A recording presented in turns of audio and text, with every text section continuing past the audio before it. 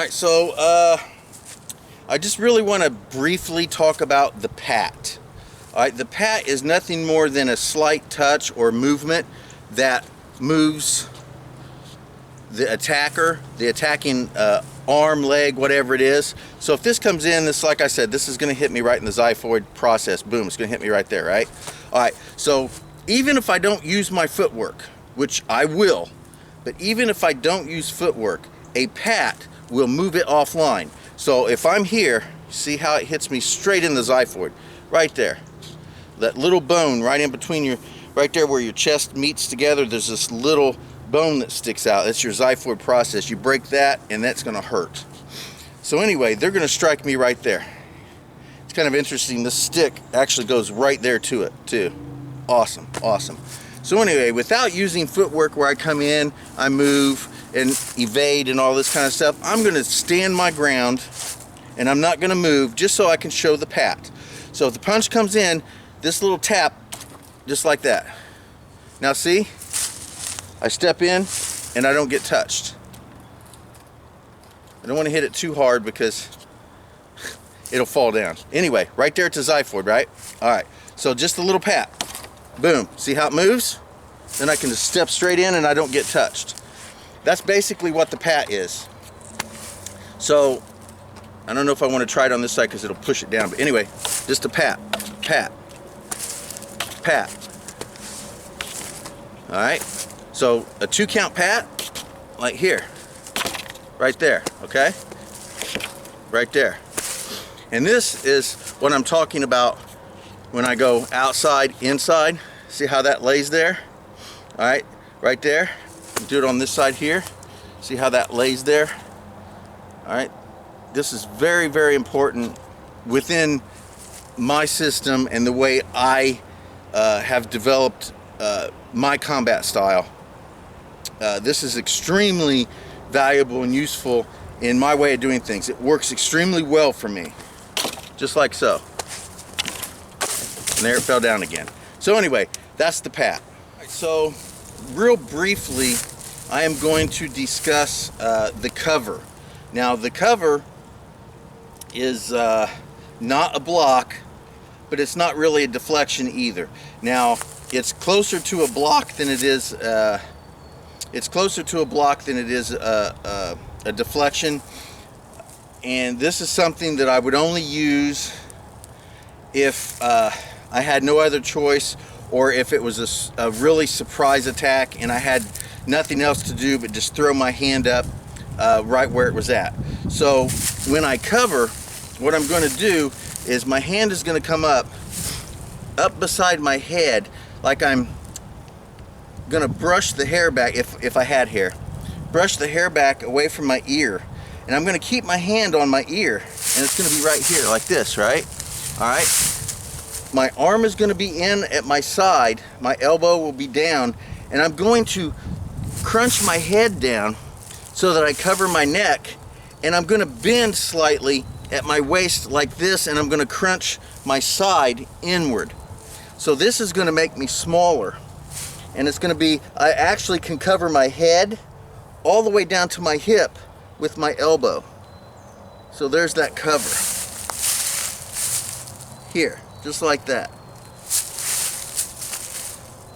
Alright, so if they come in with this wild hook, or they pick up a big old stick and swing it at this angle 1 or angle 5, and it comes up towards the head or whatever, or even at the ribs, if you've got no other choice and you don't feel comfortable with trying to deflect, or even footwork won't work, and you're just going to have to take the hit, I say cover.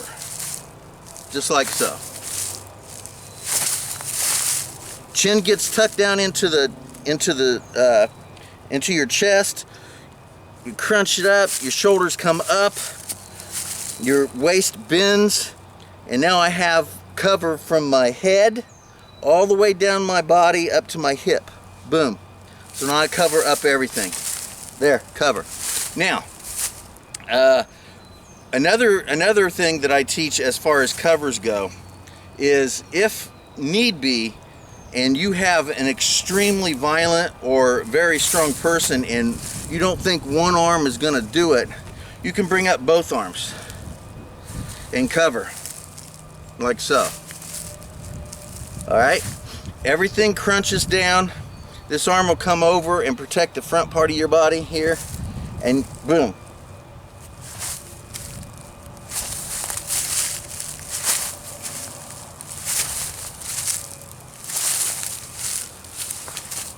So that's the basic cover. So since I talked about how I dislike katas so much, I guess I will show you the kids karate kata number 1, Sirikonto Hinko, and I'll show it to you, and then we'll briefly talk about it. I'm not gonna get in depth with it right now. I will do another video that is specifically on this form, and I will go through a lot of the bunkai and the explanations and everything at a later date. But right now I'm just going to show it to you, and we'll discuss it a little bit. Alright, so we begin Surikonto Hinko.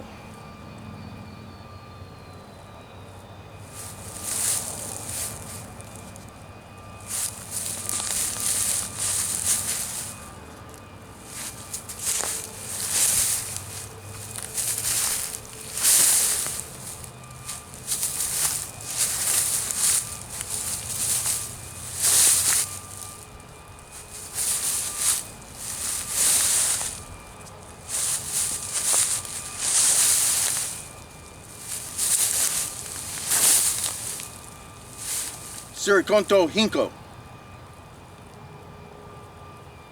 So there's the kata. It's not long, and there's really 3 or 4 basic techniques that we're working. We are working the 3 count deflection. We're working an arimi nage. There can also be a ikkyo in there. There's a lot of things you can see that I won't mention right now, but like I said, everybody can see something different if you just look. So one thing is, when we begin, we do this here. Okay? Now if you see this, normally what someone is going to tell you is this is a block. And this here, you're doing a block, an inside block, like this. And this hand is down here to protect in case someone comes up and knees you. So you're like this here. So you're doing this block, and this hand is here so when they come up and knee you, right? Sure, that could absolutely be it. No doubt about that. So I'll do it towards the camera. But this here, as you can see, from the deflection section that we just worked, that this here is the same thing as if you were to go here, here, and here, except this time I'm going like either inside of the, we'll say at this point we're going to the inside of the arm, and I'm deflecting that, and then this one here comes to the outside of the arm, and then I punch. Okay, so I'm here, here, and here. So deflect it away, re-deflect it the other direction, and punch to the face.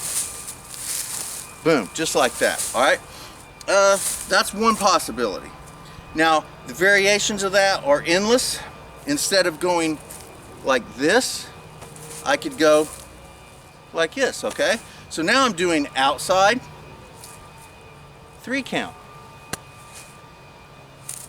It can go here.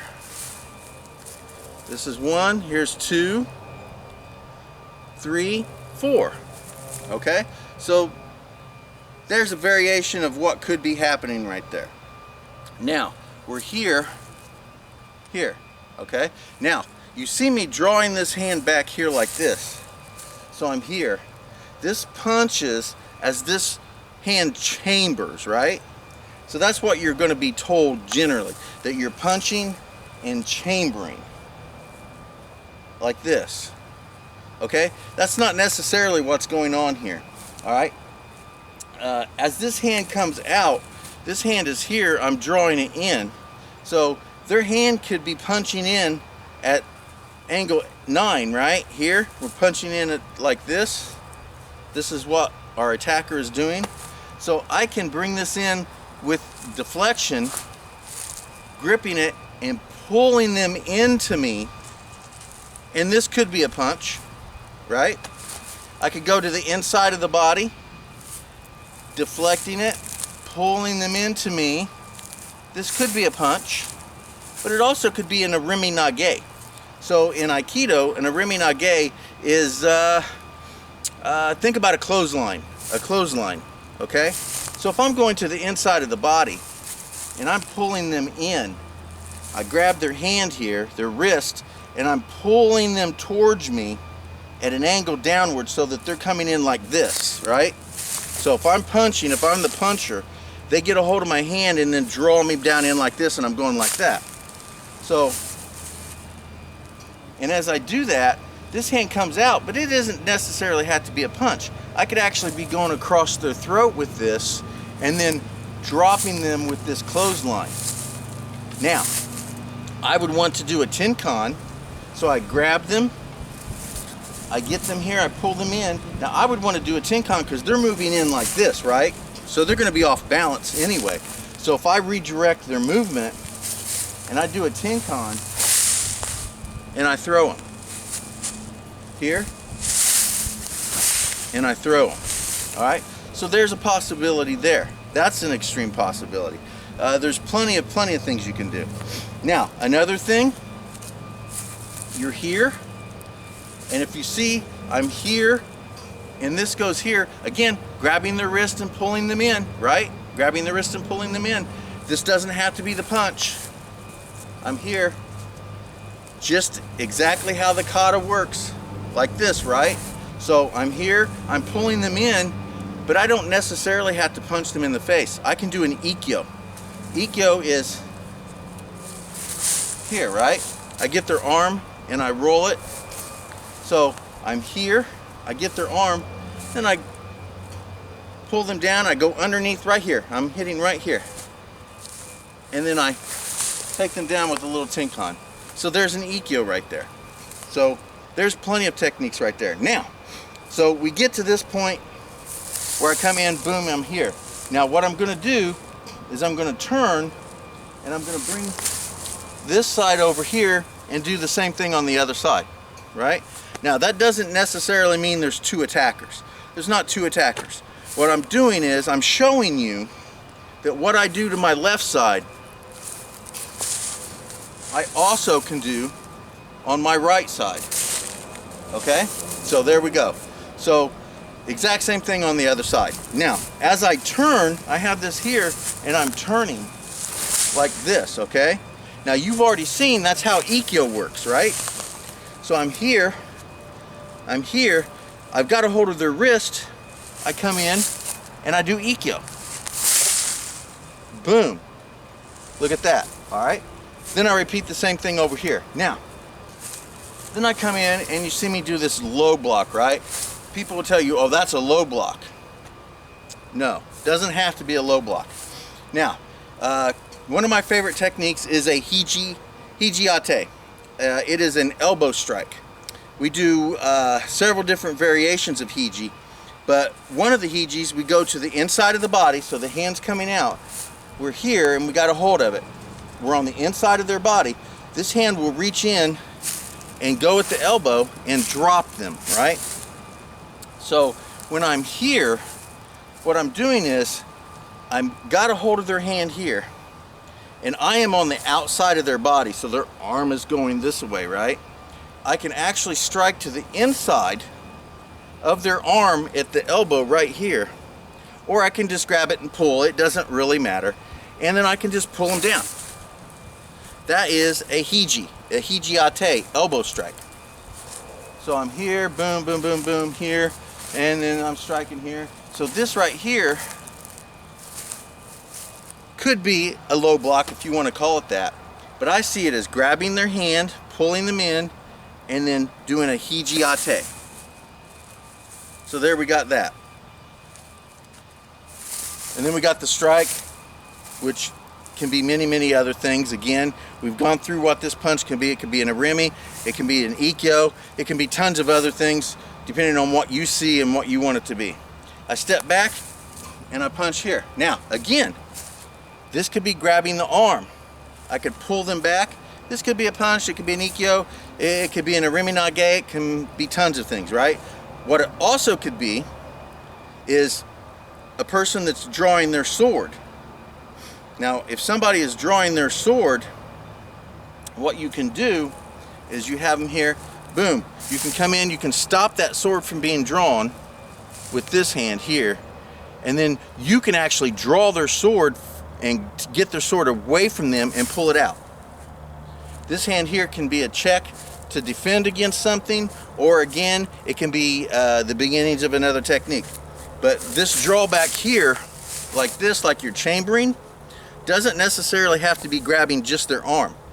You can also be grabbing their sword and pulling it out of the sheath. Now you have their sword, all right? And again, do the same thing on the other side, you know. So we got the punch, and then we're going to do this inside block, is what you call an inside block, okay? Again, can be many things, many things. You have the outside block, boom. That could be a lot of things. Then you do it the same way in the back. We'll discuss this in more detail later, but this video is running pretty long as it is, so I think I'll probably stop right there, and we will delve into this kids form Surikonto Hinko in a later date, and I'll make a much larger video. I'll probably use most of this in that video and just expand on it. So thank you much for watching Bentley's Backwoods Bushcraft, and enjoy the outdoors, even if it's just your own backyard.